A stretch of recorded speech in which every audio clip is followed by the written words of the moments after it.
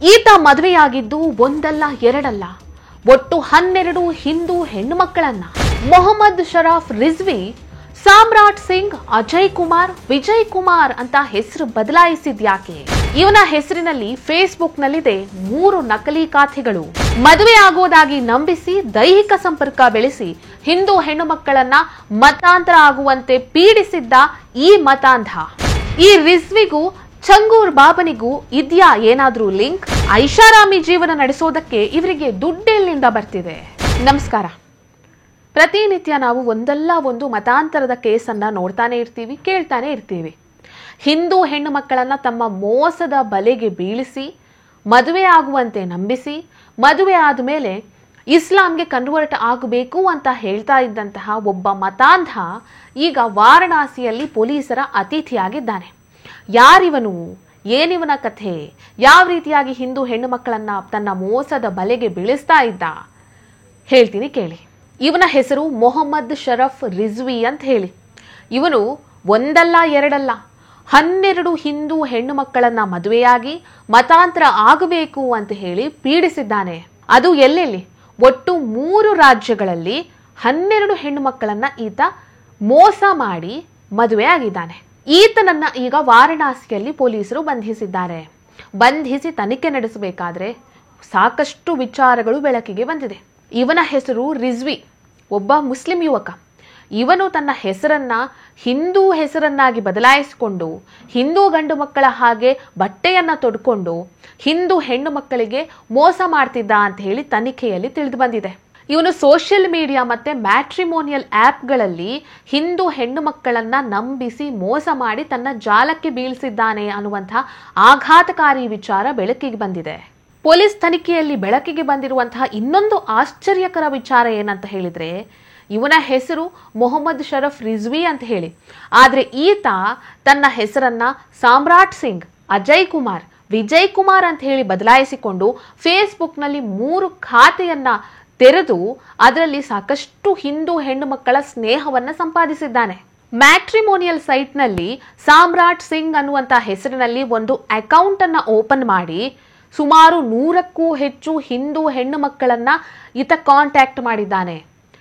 ಆ ಮ್ಯಾಟ್ರಿಮೋನಿಯಲ್ ಸೈಟ್ನಲ್ಲಿ ತಾನೊಬ್ಬ ಶ್ರೀಮಂತ ವ್ಯಕ್ತಿ ಅನ್ನೋ ತರ ತನ್ನನ್ನ ತಾನು ಪೋರ್ಟ್ರೇಟ್ ಮಾಡ್ಕೊಂಡಿದ್ದಾನೆ. ಇವನು ಬೇರೆ ಬೇರೆ ರಾಜ್ಯಗಳಿಗೆ ಹೋಗಿ ಹಿಂದೂ ಹೆಣ್ಣು ಮಕ್ಕಳನ್ನ ಟಾರ್ಗೆಟ್ ಮಾಡಿ ತನ್ನ ಮೋಸದ ಜಾಲದಲ್ಲಿ ಬೀಳಿಸಿ ಅವರನ್ನ ಭೇಟಿಯಾಗ್ತಿದ್ದ.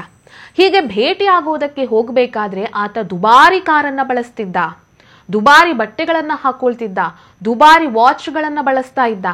ಇದಕ್ಕೆಲ್ಲ ಇವನಿಗೆ ಎಲ್ಲಿಂದ ದುಡ್ಡು ಬಂತು? ಈ ರೀತಿಯಾಗಿ ದುಬಾರಿ ವಸ್ತುಗಳನ್ನ ಬಳಸಿ ಹಿಂದೂ ಹೆಣ್ಣು ಮಕ್ಕಳ ಮನೆಗೆ ಹೆಣ್ಣು ಕೇಳುವ ತರ ನಾಟಕ ಮಾಡ್ಕೊಂಡು ಹೋಗ್ತಿದ್ದ.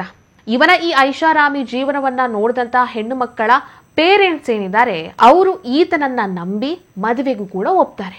ಇವನು ಈ ರೀತಿ ಮಾಡಿ ಅರ್ಧ ಮದುವೆ ಖರ್ಚು ನೀವು ನೋಡ್ಕೊಳ್ಳಿ, ಅರ್ಧ ಮದುವೆ ಖರ್ಚು ನಾನು ನೋಡ್ಕೊಳ್ತೇನೆ ಅಂತ ಹೇಳಿ ಹೆಣ್ಣು ಮಕ್ಕಳ ಪೇರೆಂಟ್ಸ್ಗೂ ಮೋಸ ಮಾಡಿ ಅವರ ಕೈಯಿಂದ ಇಂತಿಷ್ಟು ಹಣ ಅಂತ ತೆಗೆದುಕೊಂಡು ಹೋಗ್ತಾ ಇದ್ದ. ಆಮೇಲೆ ಮದುವೆಗೆ ಒಪ್ಪಿಗೆ ಆಗಿರುವಂತಹ ಆ ಹಿಂದೂ ಹುಡುಗಿಯ ಜೊತೆ ದೈಹಿಕ ಸಂಪರ್ಕವನ್ನ ಬೆಳೆಸ್ತಿದ್ದ. ಯಾವಾಗ ಆ ಹುಡುಗಿ ಮದುವೆಯಾಗು, ಯಾಕೆ ಈ ರೀತಿ ತಡ ಮಾಡ್ತಾ ಇದೆಯಾ, ಯಾಕೆ ಫೋನ್ ರಿಸೀವ್ ಮಾಡ್ತಿಲ್ಲ ಅನ್ನುವಂತಹ ಪ್ರಶ್ನೆಗಳನ್ನೆಲ್ಲ ಕೇಳಿದಾಗ ಇವನ ನಿಜ ರೂಪವನ್ನ ತೋರಿಸ್ತಿದ್ದ. ಆಮೇಲೆ ನಿನ್ನನ್ನ ನಾನು ಮದುವೆ ಆಗಬೇಕು ಅಂತ ಹೇಳಿದ್ರೆ ನೀನು ಇಸ್ಲಾಂಗೆ ಮತಾಂತರ ಆಗಬೇಕು ಅಂತ ಹೇಳಿ ಆಕೆಗೆ ಬೆದರಿಕೆಯನ್ನ ಒಡ್ತಿದ್ದ, ದೈಹಿಕವಾಗಿ ಹಿಂಸೆಯನ್ನ ಮಾಡ್ತಿದ್ದ. ಸೊ ಇವನು ಈ ರೀತಿ ಮಾಡಿ ಒಟ್ಟು 3 ರಾಜ್ಯಗಳಲ್ಲಿ 12 ಹಿಂದೂ ಹುಡುಗಿಯರನ್ನ ಮದುವೆಯಾಗಿದ್ದಾನೆ. ಅವರಿಗೆ ಮತಾಂತರ ಆಗುವಂತ ಹೇಳಿ ಹಿಂಸೆ ಮಾಡಿದ್ದಾನೆ. ಈ ಒಂದು ಸಂಚಿನ ಹಿಂದೆ ಇಸ್ಲಾಮಿಕ್ ಆರ್ಗನೈಸೇಷನ್ ಕೂಡ ಇದೆ ಅಂತ ಹೇಳಲಾಗ್ತಾ ಇದೆ. ಆದ್ರೆ ಅದು ಯಾವ ಇಸ್ಲಾಮಿಕ್ ಆರ್ಗನೈಸೇಷನ್, ಅದರ ಹೆಸರೇನು, ಎಲ್ಲಿದೆ ಅನ್ನುವಂಥದ್ದನ್ನ ಪೊಲೀಸರು ಈವರೆಗೂ ತಿಳಿಸಿಲ್ಲ. ಇಷ್ಟೆಲ್ಲ ಮೋಸ ಮಾಡಿದಂತಹ ಈತ ಸಿಕ್ಕಿ ಬಿದ್ದಿದ್ದು ಹೇಗೆ ಅಂತ ಹೇಳಿದ್ರೆ, ಸಾರನಾಥ್ನಲ್ಲಿ ಈತ ಒಬ್ಬ ಹಿಂದೂ ಹುಡುಗಿಯನ್ನ ಇದೇ ರೀತಿ ಮೋಸ ಮಾಡಿರ್ತಾನೆ. ಮದುವೆ ಆಗ್ತೇನೆ ಅಂತ ಹೇಳಿ ಒಪ್ಪಿಸಿ ಆಕೆಯೊಂದಿಗೆ ದೈಹಿಕ ಸಂಪರ್ಕವನ್ನ ಬೆಳೆಸಿರ್ತಾನೆ. ಆದ್ರೆ ಆ ಹುಡುಗಿ ಬೇರೆ ಹುಡುಗಿಯರ ತರ ಅಲ್ಲ, ಒಂದ್ ಸ್ವಲ್ಪ ಧೈರ್ಯವಂತೆ ಆಗಿದ್ಲು. ಹಾಗಾಗಿ ಅವಳು ಹೋಗಿ ಯಾವಾಗ ಈತ ಮದುವೆ ಆಗಲ್ಲ, ನೀನು ಇಸ್ಲಾಂಗೆ ಕನ್ವರ್ಟ್ ಆಗಬೇಕು ಅಂತ ಹೇಳ್ತಾನೋ ಆಗ ಪೊಲೀಸ್ ಸ್ಟೇಷನ್ ಅಲ್ಲಿ ಕಂಪ್ಲೇಂಟ್ ಅನ್ನ ಕೊಡ್ತಾಳೆ. ಹೀಗೆ ಇವಳು ಅವನಿಗೆ ಫೋನ್ ಮಾಡಿ ನಿನ್ನನ್ನು ಭೇಟಿ ಆಗಬೇಕು ಬಾ ಅಂತ ಕರೀತಾಳೆ. ಹಾಗಾಗಿ ಅವನು ಇವಳನ್ನ ಭೇಟಿಯಾಗುವುದಕ್ಕೆ ಅಂತ ಬರ್ತಾನೆ. ಇದೇ ಸಮಯದಲ್ಲಿ ಪೊಲೀಸರು ಅವನನ್ನ ಅರೆಸ್ಟ್ ಮಾಡ್ತಾರೆ. ಇದಿಷ್ಟು ಈ ರಿಜ್ವಿಯ ಕಥೆಯಾದ್ರೆ, ಈ ರಿಜ್ವಿಗೆ ಚಂಗೂರ್ ಬಾಬನ ಜೊತೆ ಲಿಂಕ್ ಇದೆ ಅಂತಲೂ ಕೆಲವರು ಹೇಳ್ತಾ ಇದ್ದಾರೆ. ಈ ಚಂಗೂರ್ ಬಾಬಾ ಯಾರು ಅಂತ ಹೇಳಿದ್ರೆ, ಮೊನ್ನೆಯಷ್ಟೇ ಉತ್ತರ ಪ್ರದೇಶದ ಪೊಲೀಸರು ಇವನನ್ನ ಬಂಧಿಸಿದ್ರು. ಈತನ ನಿಜವಾದ ಹೆಸರು ಜಲಾಲುದ್ದೀನ್ ಅಂತ ಹೇಳಿ. ಈತ ತಾಯ್ತ ಹಾಗೂ ಬಳೆಯನ್ನ ಮಾರಾಟ ಮಾಡ್ತಿದ್ದ. ಈ ರೀತಿ ಮಾರಾಟ ಮಾಡ್ತಾ ಇರಬೇಕಾದ್ರೆ, ಬೀದಿಯಲ್ಲಿ ಹೋಗ್ತಾ ಇರಬೇಕಾದ್ರೆ ಕೆಲವೊಂದಿಷ್ಟು ಹಿಂದೂ ಹೆಣ್ಣು ಮಕ್ಕಳನ್ನ ಟಾರ್ಗೆಟ್ ಮಾಡ್ತಾ ಇದ್ದ. ಯಾರನ್ನ ಬಹಳ ಸುಲಭವಾಗಿ ಯಾಮಾರಿಸಬಹುದು ಅಂತ ಹೇಳಿ ಒಂದು ಪಟ್ಟಿಯನ್ನ ಮಾಡ್ಕೊಳ್ತಿದ್ದ. ಪೊಲೀಸರು ಇವನ ಮನೆಗೆ ಹೋಗಿ ತನಿಖೆ ಮಾಡಿದಾಗ ಒಂದು ಡೈರಿ ಸಿಗುತ್ತೆ. ಆ ಡೈರಿಯಲ್ಲಿ 100ಕ್ಕೂ ಹೆಚ್ಚು ಹಿಂದೂ ಹೆಣ್ಣು ಮಕ್ಕಳ ಹೆಸರನ್ನ ಈತ ಬರೆದಿರ್ತಾನೆ. ಇವನ ಹತ್ರ ಒಟ್ಟು 40 ಬ್ಯಾಂಕ್ ಅಕೌಂಟ್ ಇರುತ್ತೆ. ಆ 40 ಬ್ಯಾಂಕ್ ಅಕೌಂಟ್ ನಲ್ಲಿ 106 ಕೋಟಿ ರೂಪಾಯಿ ಇರುತ್ತೆ. ಆ ದುಡ್ಡು ಇವನಿಗೆ ಎಲ್ಲಿಂದ ಬಂತು? ಇವನಿಗೆ ಕೆಲವೊಂದಿಷ್ಟು ಇಸ್ಲಾಂ ಕಂಟ್ರಿಗಳು ಫಂಡ್ ಮಾಡ್ತಿತ್ತು ಅಂತಲೂ ಕೂಡ ಹೇಳಲಾಗ್ತಾ ಇದೆ. ಆ ಬಗ್ಗೆ ವರದಿಗಳು ಇವೆ. ಈ ಚಂಗೂರ್ ಬಾಬನದ್ದು ಒಂದು ಗ್ಯಾಂಗ್ ಇತ್ತು.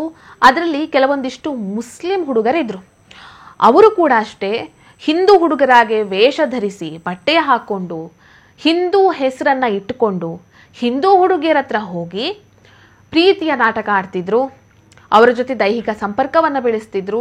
ಆಮೇಲೆ ಮದುವೆಯಾಗಿ ಇಸ್ಲಾಂಗೆ ಕನ್ವರ್ಟ್ ಆಗುವಂತ ಅವರನ್ನ ಪೀಡಿಸ್ತಾ ಇದ್ರು. ಹಿಂದೂ ಹೆಣ್ಣು ಮಕ್ಕಳನ್ನ ಮಾತ್ರ ಅಲ್ಲ, ದುರ್ಬಲ ವರ್ಗದವರನ್ನ, ಕಾರ್ಮಿಕರನ್ನ, ವಿಧವೆಯರ ಹತ್ರ ಹೋಗಿ ಆಮೇಶ ಒಡ್ಡು ಇಸ್ಲಾಂಗೆ ಇವರು ಕನ್ವರ್ಟ್ ಮಾಡಿಸ್ಕೊಳ್ತಿದ್ರು ಅನ್ನುವಂಥ ವರದಿಗಳು ಇವೆ. ಸೊ ಈ ಚಂಗೂರ್ ಬಾಬನಿಗೂ ಮೊಹಮ್ಮದ್ ಶರಾಫ್ ರಿಜ್ವಿಗೂ ಏನಾದರೂ ಸಂಬಂಧ ಇದೆಯಾ ಅಂತ ಚರ್ಚೆಗಳು ಈಗ ಪ್ರಾರಂಭ ಆಗಿದೆ. ಈ ಚಂಗೂರ್ ಬಾಬಾ ಆ್ಯಂಡ್ ಗ್ಯಾಂಗ್ ಅನ್ನ ಯೋಗಿ ಆದಿತ್ಯನಾಥ್ ಸರ್ಕಾರ ಅರೆಸ್ಟ್ ಮಾಡಿದೆ. ಈಗ ಈ ರಿಜ್ವಿಯನ್ನು ಕೂಡ ಅರೆಸ್ಟ್ ಮಾಡಿದ್ದಾರೆ.